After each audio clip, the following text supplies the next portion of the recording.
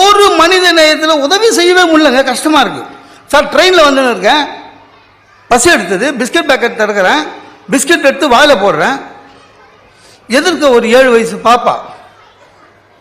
அந்த குழந்தைங்களுக்கு எப்பவுமே கண்ணில் தெரியுங்க, அதுக்கு தேவை, அதுக்கு கொடுத்தா வாங்கிக்கும். அந்த மாதிரி ஒரு ஃபேஸ் எக்ஸ்பிரஷனில் இருக்குது. பாப்பா வாச்சேன்னு கொடுத்தங்க. அது கொஞ்ச நேரம் வேணான்னுச்சு, அப்புறம் வாங்கிக்கிச்சு. வாங்கி அந்த பிஸ்கட்டை நான் என்ன பண்ணேன், பசியாக இருக்கிற ஒரு குழந்தைக்கு பிஸ்கட் கொடுத்தேன், உதவி தானே கொடுத்தேன். அது வாயில் வைக்கிற நேரத்தில் அவங்க அம்மா வந்தது ராட்சசி மாதிரி. அந்த பிஸ்கட்டை தூக்கி போட்டு பலாறு ஒரு அறா இருந்துச்சு. எனக்கு மூஞ்சி மாறிடுச்சு.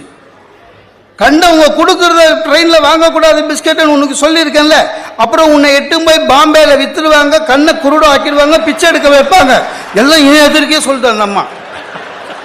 நம்ப மாட்டீங்க சார், இது நடந்தது திண்டிவனத்தில். மெட்ராஸ் வர வரையும் அந்த குழந்தை என்னை பயத்தோடையே பார்த்தது. எங்கே இவன் நம்மளை தூக்கின்னு போய் பாம்பேயில் விற்றுடுவான். உதவி செய்வது நல்லது உண்மைதான், ஆனால் இன்றைய சூழலில் உதவி செய்வது நமக்கு சங்கடமே தான் அதிகமாக வருகிறது.